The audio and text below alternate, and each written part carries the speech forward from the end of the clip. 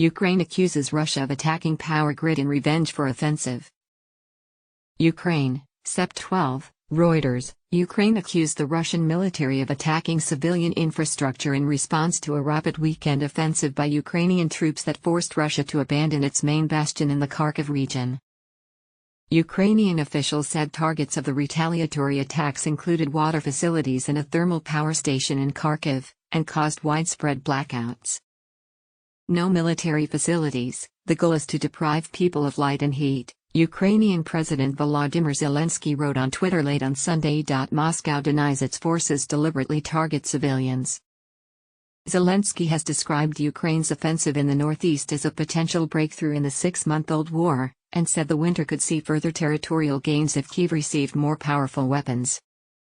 In the worst defeat for Moscow's forces since they were repelled from the outskirts of the capital Kyiv in March, thousands of Russian soldiers left behind ammunition and equipment as they fled the city of Izium, which they had used as a logistics hub. Ukraine's chief commander, General Valery Zaluzhny, said the armed forces had regained control of more than 3,000 square kilometers, 1,158 square miles, since the start of this month. Ukraine's gains are important politically for Zelensky as he seeks to keep Europe united behind Ukraine, supplying weapons and money, even as an energy crisis looms this winter following cuts in Russian gas supplies to European customers. Russia has likely ordered the withdrawal of its troops from the entirety of occupied Kharkiv Oblast west of the Oskol River, the UK Defence Ministry said in a regular update on Monday. Ukraine's General Staff said on defence forces had dislodged the enemy from more than 20 settlements in the past day. Near the Russian border, in the village of Kozaka Lopan north of Kharkiv, Ukrainian soldiers and local officials were greeted by residents with hugs and handshakes. Kozaka, Lopan / is and will be Ukraine, District Mayor Vyacheslav Zatarenko said on a video he posted on Facebook. Kozaka, Lopan, is and will be Ukraine. Moscow's almost total silence on the defeat, or any explanation for what had taken place in northeastern Ukraine, provoked significant anger among some pro-war commentators and Russian nationalists on social media. Some called on Sunday for President Vladimir Putin to make immediate changes to ensure ultimate victory in the war. Zelensky said late on Sunday that Russian attacks caused a total blackout in the Kharkiv and Donetsk regions, and partial blackouts in the Zaporizhia, Dnipropetrovsk and Sumy regions. Mikhailo Podolyak, an advisor to Ukraine's president, said Kharkiv's CHPP-5 electricity station, one of the largest in Ukraine, had been hit.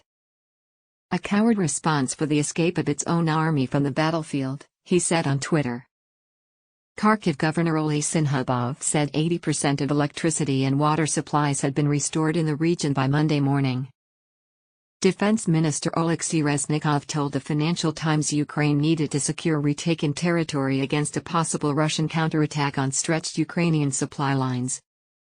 But he said the offensive had gone far better than expected, describing it as a snowball rolling down a hill. It's a sign that Russia can be defeated, he said. As the war entered its 200th day, Ukraine on Sunday shut down the last operating reactor at Europe's biggest nuclear power plant to guard against a catastrophe as fighting rages nearby. Russia and Ukraine accuse each other of shelling around the Russian-held Zaporizhia plant, risking a release of radiation. The International Atomic Energy Agency said a backup power line to the plant had been restored, providing the external electricity it needed to carry out the shutdown while defending against the risk of a meltdown. French President Emmanuel Macron told Putin in a phone call on Sunday the plant's occupation by Russian troops is the reason why its security is compromised, the French presidency said. Putin blamed Ukrainian forces, according to a Kremlin statement. France on Sunday said it would sign an agreement with Romania to help increase Ukrainian grain exports. Ukraine's grain exports have slumped since the start of the war because its Black Sea ports were closed off, driving up global food prices and prompting fears of shortages.